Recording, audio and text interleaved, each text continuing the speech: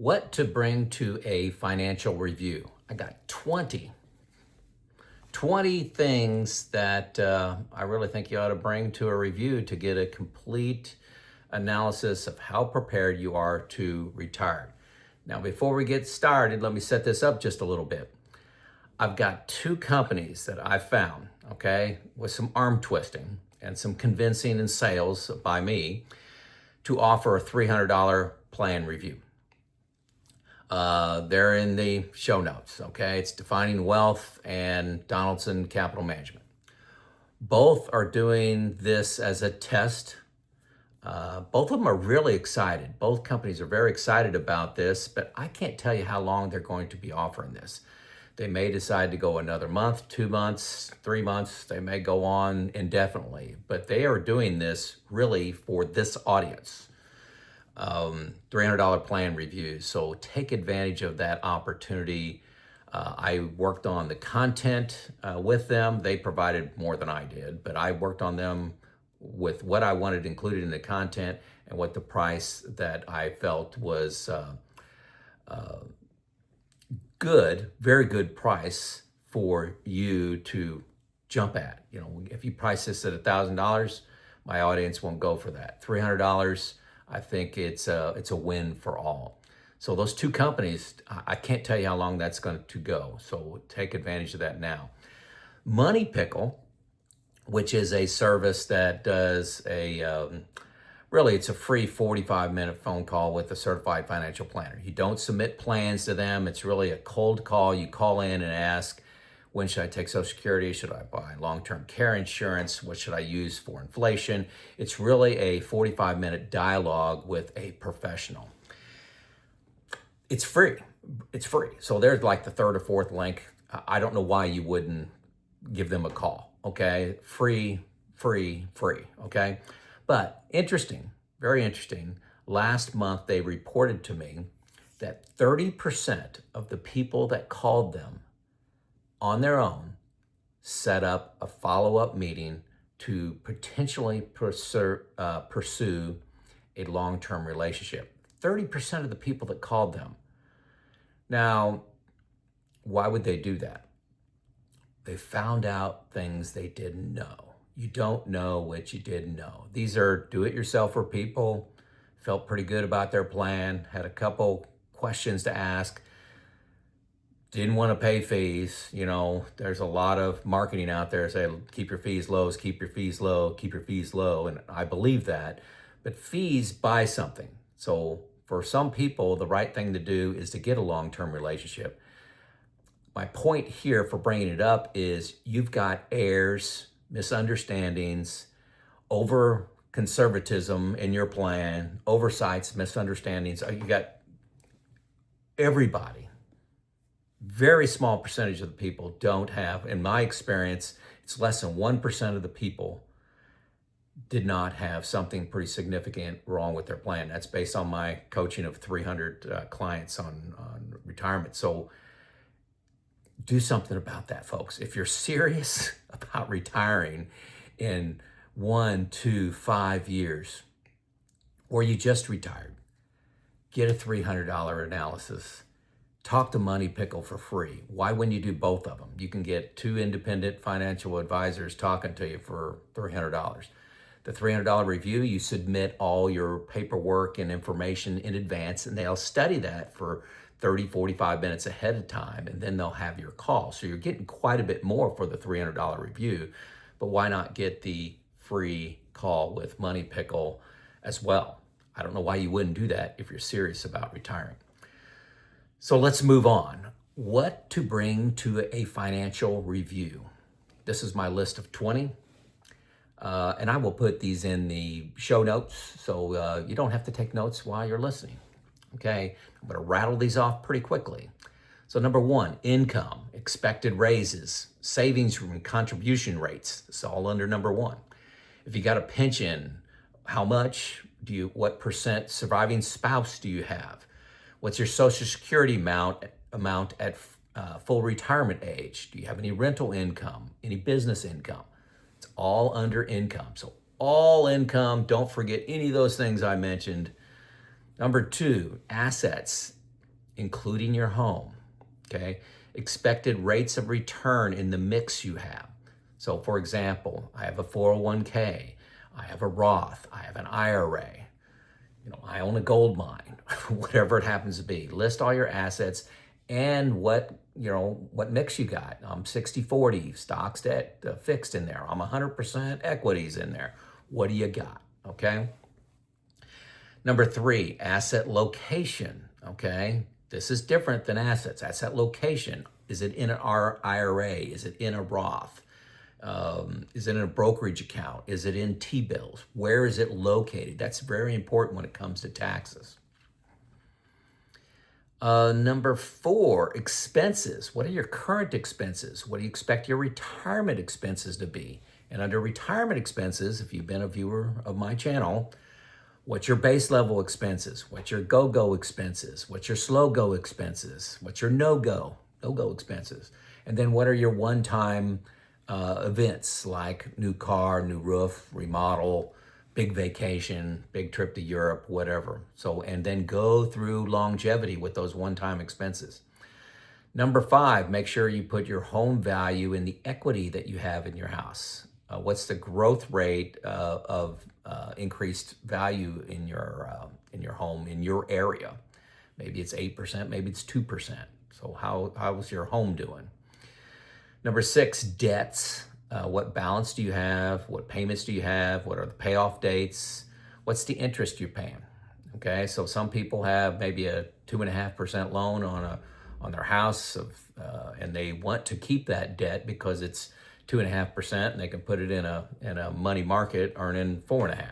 Okay, and they make money on that arbitrage difference. Number 7, what's your health insurance plan if you're retiring before 65? Number 8, what's your longevity of you and if you have a spouse? What's that expectation and why?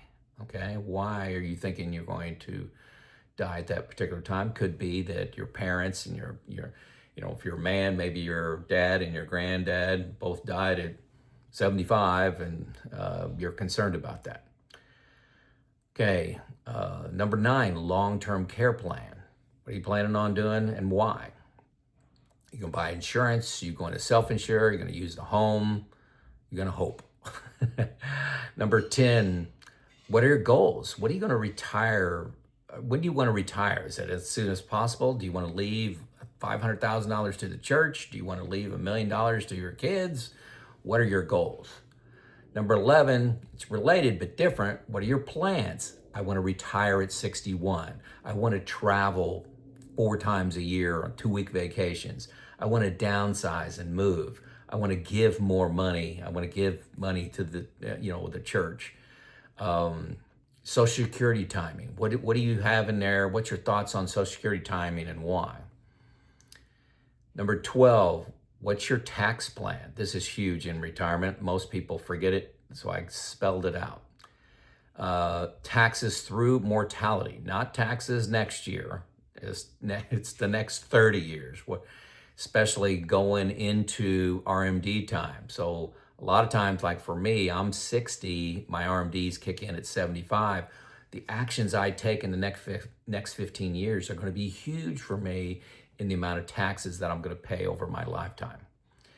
Bring a copy of last year's tax returns. Okay, that's a good thing to have with you. Number 13, any windfalls you expect. Do you have an inheritance, for example?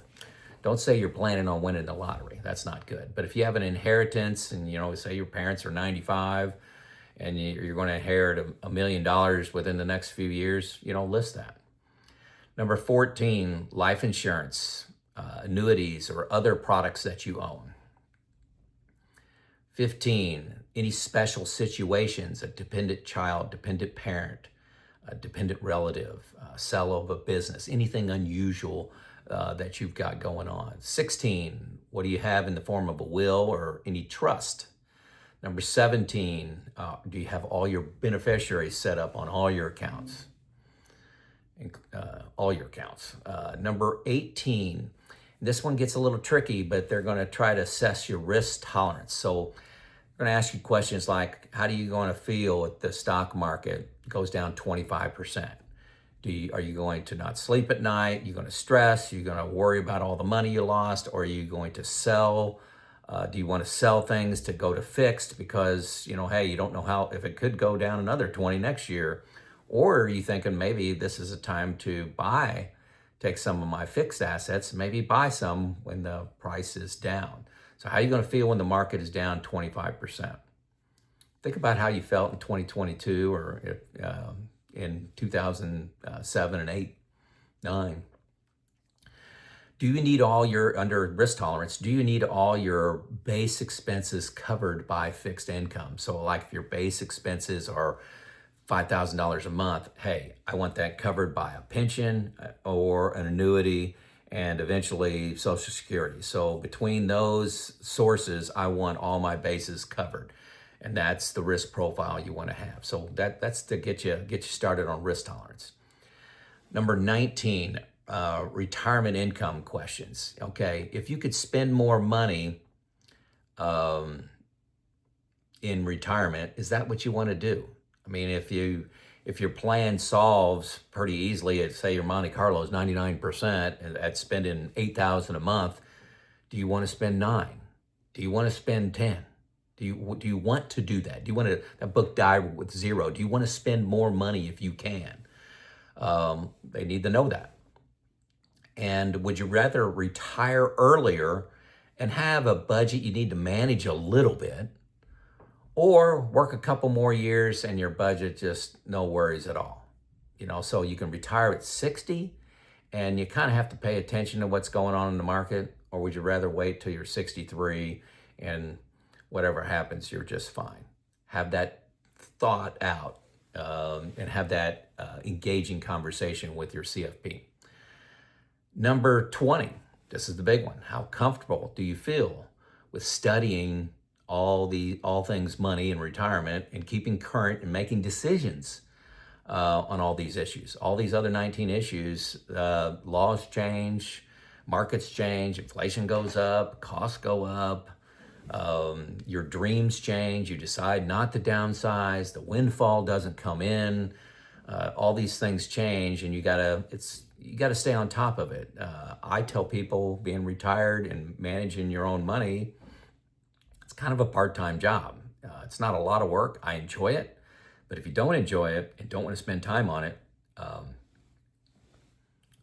think through another option. You need somebody that's managing this close. So this is a lot. If you're overwhelmed, no worries at all. This is what certified financial planners do.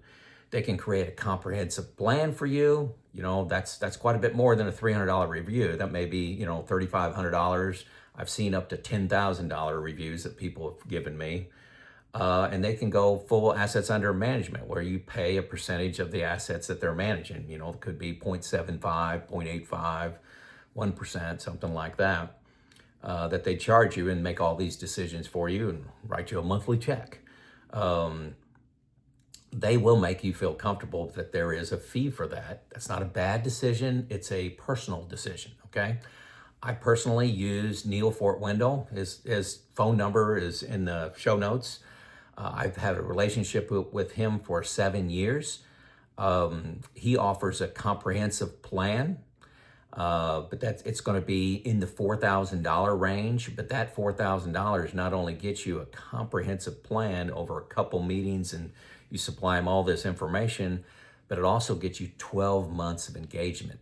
12 months of hand-holding, questions, emails, future meetings about your plan, which I think that is a real unique offering, very unique offering, and I love it. I've been with Neil for 7 years. If you like how I think, you may give Neil a call. It's a free call to him. Talk to him for 20 minutes and see if he's a match for you. So there you go, folks. I never say this enough, but if you like this content, give me a like. If you like the content, give me a subscription. Hit subscribe. This gets it out to more people.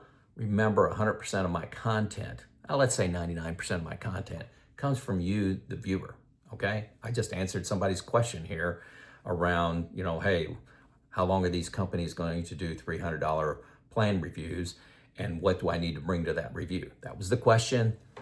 Voila, video. It's Joe out.